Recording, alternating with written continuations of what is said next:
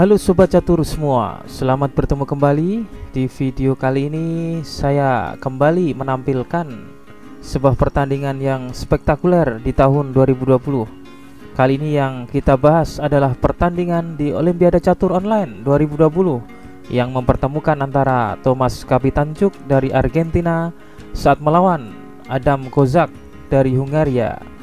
Terjadi pengorbanan menteri yang spektakuler dan diakhiri dengan skakmat yang cantik yang tinggal menyisakan benteng dan kuda.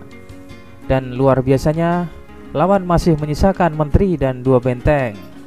Ya, 3 perwira tidak berdaya melawan 2 perwira. Oke, langsung saja kita lihat partainya yang amazing ini. Berperan sebagai putih, Kapitanciuk memulai E4, Kozak membalas E5, Kapitanciuk kuda F3, dan hitam kuda C6. Gajah C4, gajah C5, dibalas C3, mempersiapkan D4. Kemudian Kozak bermain kuda F6, menyerang pion D3.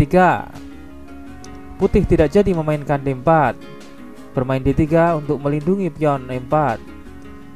Hitam bermain D6, membuka jalur pengembangan gajah, rokade pendek, dan hitam bermain A5, memblokir putih dari memainkan B4. Kapitanciuk A4, dibalas hitam H6, memblokir kesempatan putih memainkan perwira ke G5. Kuda A3, mengapa kuda bermain ke pinggir? Putih ingin kuda ini selanjutnya ke C2 dan E3, berperan dalam pertempuran di pusat. Setelah hitam melakukan rokade, putih memainkan kudanya ke C2. Gajah E6 menawarkan pertukaran gajah. Putih menerima pertukaran dan balik dipukul pion. Gajah E3. Sekarang giliran putih yang menawarkan pertukaran. Hitam menerima pertukaran dan balik dipukul kuda. Menteri ke E8, dan putih memainkan menterinya ke B3, menyerang pion B7 dan menguasai diagonal ini untuk membentuk sinar X ke raja hitam. Benteng bergeser membackup dan menteri ke C4.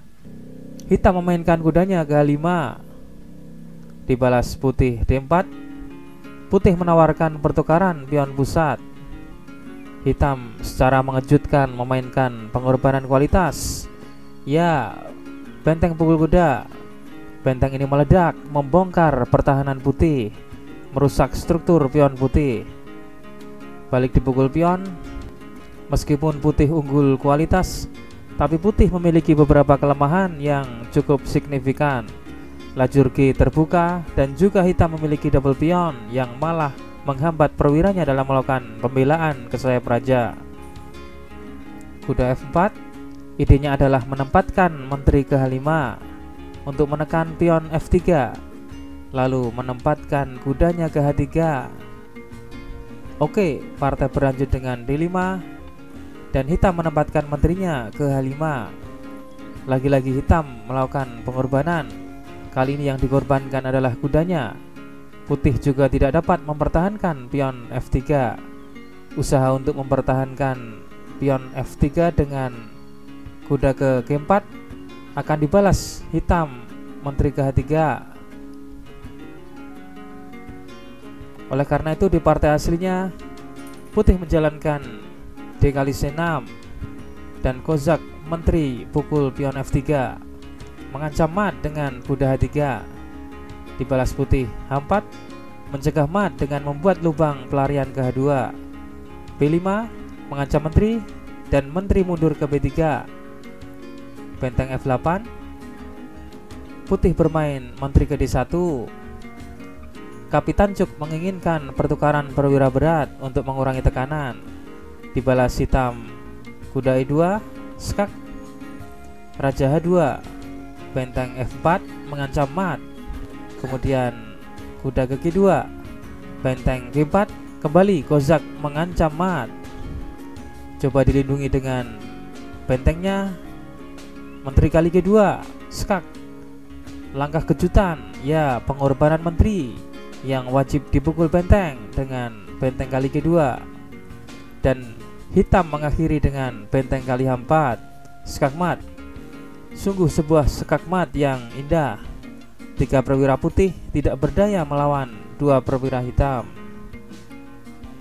Demikianlah game antara Thomas Kapitancuk versus Adam Kozak di ajang Olimpiade Catur Online tahun 2020 yang penuh dengan adegan pengorbanan ini.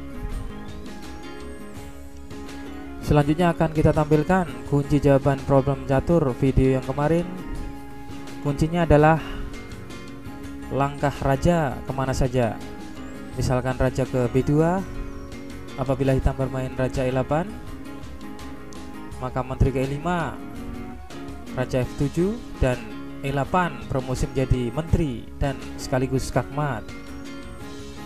Atau apabila hitam bermain raja E6, maka E8 promosi menjadi menteri, raja F6, dan menteri C ke E5 skakmat.